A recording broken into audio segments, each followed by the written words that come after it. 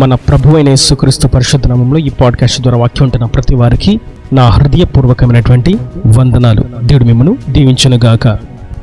సామెతల గ్రంథం 24వ అధ్యాయము 6వ వచనం, వివేకము గల నాయకుడవై యుద్ధము చేయము. చదివినటువంటి వచనంలో మనం గుర్తించవలసినటువంటి మాట, భూమి మీద నరుని యొక్క కాలం యుద్ధ కాలము అని యోబు గ్రంథంలో చూస్తాం. జట్టి అయినవాడు పోరాడినట్లుగా మనం యుద్ధంలో పోరాడాలి అని క్రొత్త నిబంధన గ్రంథంలో మనం గమనిస్తాం. నరుని యొక్క జీవము ఈ భూమి మీద యుద్ధముతో కూడినదై ఉన్నది అనే సంగతి మనం ఎరిగి ఉన్నాం.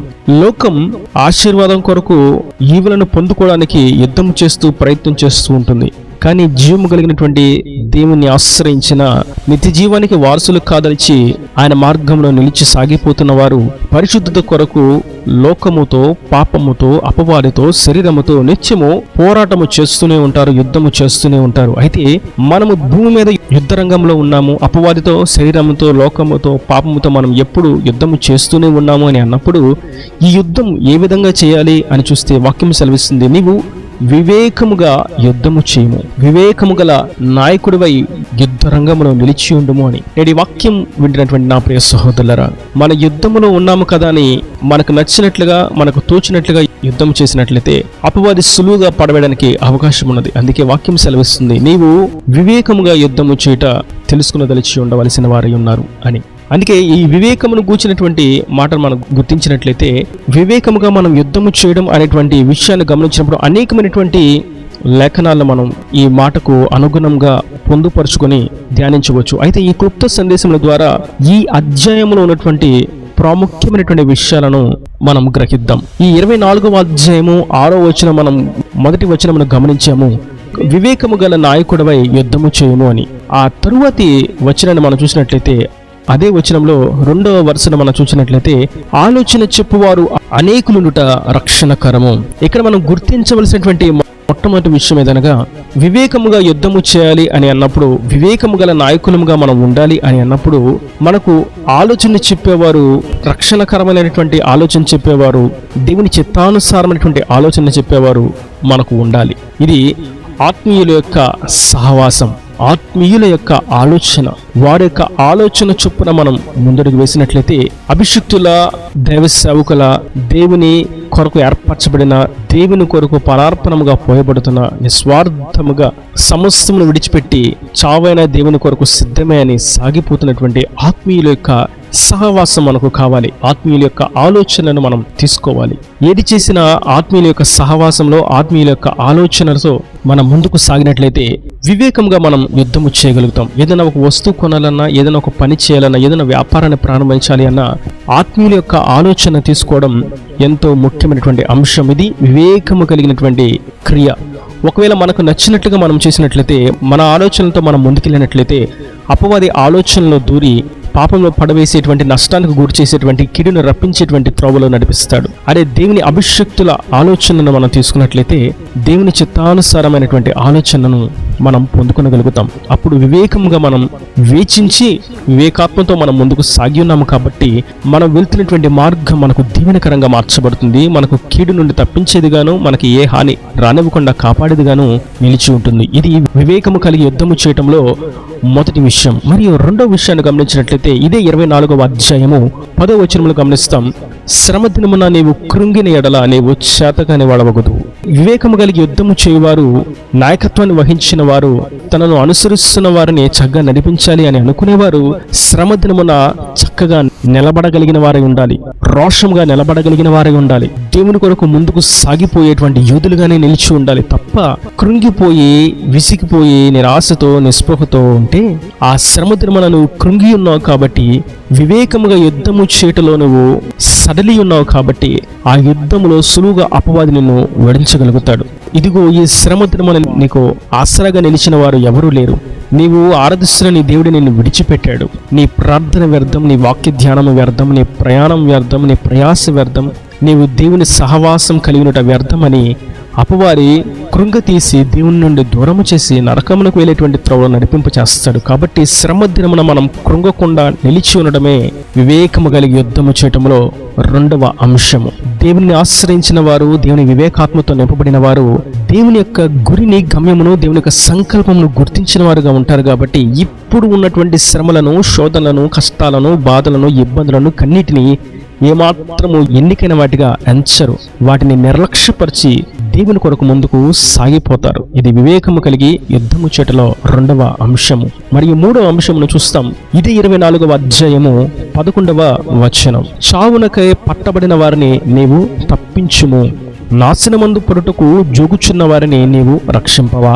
మనం వివేకము కలిగి యుద్ధ రంగంలో యుద్ధం చేస్తూ ఉన్నామని అన్నప్పుడు ఎవరైతే నశించిపోతున్నారో, ఎవరైతే పడిపోతూ ఉన్నారో, ఎవరైతే చావునకు పట్టబడి ఉన్నారో, ఎవరైతే శత్రువుల చేత బంధించబడి ఉన్నారో వారందరి విడుదల కొరకు, వారు తప్పించబడుటకు, వారు రక్షించబడుటకు మనం ముందడుగు వేయాలి, మనం సాగిపోవాలి. నశించిపోతున్న వారిని గురించినటువంటి ధ్యాస, వాంఛ, ఆలోచన కలిగి ఉండవలసిన వారమై ఉన్నాం. ఎందుకంటే వివేకము కలిగి యుద్ధము చేయువారు తన సమూహంలో ఉన్న వారి యొక్క క్షేమమును కోరుకుంటారు. తనతో ఉన్న దండు యొక్క రక్షణ కొరకు వీరు ముందు నిలబడతారు. కాబట్టి వివేకము కలిగి యుద్ధము చేయనప్పుడు మనం మనతో నిలిచిన వారి యొక్క క్షేమాన్ని కోరుకుంటూ ఎవరైనా పడిపోతే వారిని లేవనెత్తేటువంటి స్థితిలో మనం నిలిచి ఉండాలి. నేటి వాక్యం ఏంటంటే నా ప్రియ సహోదరులారా, నశించిపోతున్న వారిని గూర్చి, పాపంలో పడిపోయిన వారిని గూర్చి, లేదా కుటుంబంలో దేవునికి దూరమైపోయి విశ్వాసంలో సరిలిపోయిన వారిని గూర్చి మనం ధ్యాస కలిగి ఉండాలని, వారిని గూర్చి మనం ఆలోచన కలిగి ఉండాలని, వారిని గూర్చి మనం ఆసక్తి కలిగి ఉండాలని పరిశుద్ధాత్ముడు పేటగా సెలవిస్తున్నారు. మనకు అక్కర్లేదు, వారు ఎలాగపోయినా మనకి సంబంధం లేదు అని అనుకున్నట్లయితే నీవు అవివేకంగా యుద్ధంలో ఉన్నావు అనేటువంటి సంగతి వాస్తవం. నీ కుటుంబం, నీ బంధువులు, నీ రక్త సంబంధుల యొక్క రక్షణ కొరకు నువ్వు నిలబడకపోతే, వారి కొరకు నువ్వు ప్రార్థించకపోతే, వారి కొరకు నువ్వు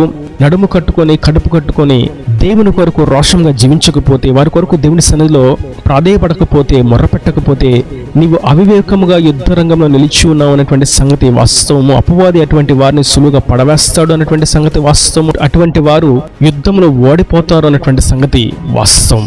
కనుక నేటి వాక్యం ఏంటంటే నా ప్రియ సహోదరులారా, మనం వివేకము కలిగి యుద్ధ రంగంలో నాయకులుగా నిలబడాలి అని అన్నప్పుడు మనం ఆత్మీయుల సహవాసం కలిగి ఉండాలి, ఆత్మీయుల యొక్క ఆలోచనను తీసుకోవాలి, ప్రార్థనాపూర్వకంగా మనం ముందుకు సాగాలి. మరియు కష్టాలు, నష్టాలు, బాధలు, ఇబ్బందులు వచ్చినప్పుడు ఎప్పటి వలె స్థిరమైనటువంటి విశ్వాసంతో, రోషం కలిగినటువంటి క్రైస్తవ జీవితంలో భక్తిని కలిగి మనం జీవించి ముందుకు సాగిపోవాలి. అదేవిధంగా ఎవరైతే కృంగిపోయారో, ఎవరైతే సంఘానికి దూరమైపోతున్నారో, ఎవరైతే సహవాసానికి దూరమైపోతూ ఉన్నారో, ఎవరైతే సేవకులకు దూరమైపోతూ ఉన్నారో, ఎవరైతే కుటుంబంలో నుండి దూరమైపోతూ ఉన్నారో, ఎవరైతే మందిరానికి రాలేక ఉన్నారో, ఎవరైతే కృంగి ఉన్నారో, పడిపోయి ఉన్నారో, చావునకై పట్టబడి ఉన్నారో, బలహీనతతో ఉన్నారో, అనారోగ్యముతో ఉన్నారో, దేని నిమిత్తము దూరమైపోయి ఉన్నారో వారిని రక్షించడానికి, వారిని తప్పించడానికి, దేవుని యొద్దకు తీసుకుని రావడానికి మనం ఎప్పుడు సిద్ధపాటు కలిగి సంసిద్ధులమై ఉండాలి అన్నటువంటి సంగతి ఈ వచనం ద్వారా మనం గుర్తించవలసిన వారమై ఉన్నాం. ఈ అంత్య దినాలలో మనం యుద్ధంలో ఇంకనూ వివేకము కలిగి యుద్ధము చేయటం అనేది ఎంతో పరిపక్వతకు చెందినటువంటి ఆత్మీయ జీవితం. వివేకము లేనటువంటి యుద్ధం ఓటమిని తీసుకుని వస్తుంది. వివేకము లేని యుద్ధం వారితో ఉన్నటువంటి దండుకు నష్టాన్ని తీసుకుని వస్తుంది. వివేకము లేని యుద్ధం తన జనులకు నష్టాన్ని తీసుకుని వస్తుంది, కరువుని తీసుకుని వస్తుంది, ఓటమిని తీసుకుని వస్తుంది, బానిసలుగా చేయనట్లుగా, సంఖ్యలకు గురి ఉన్నట్లుగా చేస్తుంది. కనుక వివేకము కలిగి యుద్ధము చేయటం అనేది ఎంతో విశేషమైనటువంటి అంశము. పరిశుద్ధ గ్రంథాలు మనం ఈ విషయాలను పలుమార్లు గమనిస్తూ ఉంటాం. పౌలు కూడా తన పత్రికలో మీరు యుద్ధము చేయనప్పుడు యుద్ధ విలువలు కలిగి యుద్ధము చేయాలి అని అంటాడు. దానికి అర్థం మనం వివేకము కలిగి యుద్ధము చేయాలి. యుద్ధ రంగంలో ఏవి మనం ధరించుకోవాలి, వీటిని మనం విసర్జించాలి, వీటిని మనం మోసుకుని వెళ్ళకూడదు, వీటి విషయమే మనం ధ్యాస కలిగి ఉండాలి. ఏ విధంగా మనం, ఏ కోణంలో మనం యుద్ధం చేయాలి, మన గురి ఏంటి, మన యొక్క విజయ రహస్యం ఏమిటి, మనం ఏ విధంగా శత్రువును ఓడించాలనేటువంటి వివేకము కలిగి యుద్ధము చేయాలి.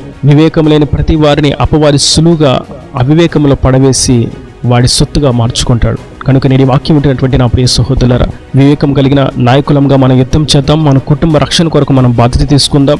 మంచి అభిషక్తుల, ఆత్మీయుల యొక్క సహవాసాలకు మనం చేర్చబడదాం. వారి ఆలోచనతో మనం ముందుకు సాగిపోదాం. శ్రమతో మనం ఏమాత్రం కృంగిపోక చక్కగా నిలబడదాం. పాపంలో పడిపోయిన వారిని, లోకంలో పడిపోయిన వారిని బంధించబడిన వారిని విడిపించుటకు, దేవుని యొక్క రక్షణను రుచి చూపించుటకు, ఆయన ప్రేమను తెలియచేటుకు మనం నడుము కట్టుకొని వారిని సహవాసంలోకి అంటుకడదాం. నిజమైనటువంటి వివేకము కలిగినటువంటి యుద్ధ వీరులంగా ముందుకు సాగిపోదాం. దేవుని రాజ్యానికి వారసులుగా మార్చబడదాం. ఈయన దేవుని మాట ప్రతి వారి హృదయంలో నీటికట్టి ఫలింపు చేయను గాక. ఆమేన్. God bless you. తలల వంచ కనులు మూసినట్లయితే మీ కొరకు చిన్న ప్రార్థన. ప్రేమ స్వరూపి కరుణ కటాక్షంగా నా తండ్రి, నా ప్రభు వాక్యం ప్రతి వారిని మీరు నిండాలుగా దీవించండి, ఆశీర్వదించండి. వివేకము గల నాయకులుగా యుద్ధం చేయాలని, దాని కొరకు మేము ఆత్మీయుల యొక్క సహవాసం కలిగి ఆత్మీయుల ఆలోచనలతో ముందుకెళ్లాలని, శ్రమదినం ఏమాత్రం కృంగిపోకూడదని, పడిపోయిన వారిని, బంధించబడిన వారిని విడిపించుటకు సంసిద్ధత కలిగి ఉండాలని మీరు సెలవిచ్చారు. ఆ విధంగా ఈ వాక్యం ప్రతి వారిని మీరు నిలబెట్టి యుద్ధరంగంలో జయమనుగ్రహించి వివేకంగా యుద్ధం చేయడం కృపదయచేసి ఇంకను వారి ప్రతి అవసరం అక్కర్ని మహిమశలు తీర్చి నేను రాహుల రాజ్యాన్ని సిద్ధపరచమని యేసు పరిశుద్ధ నామమున ప్రార్థించి వేడుకుంటున్నాను తండ్రి. ఆమేన్. ఆమేన్.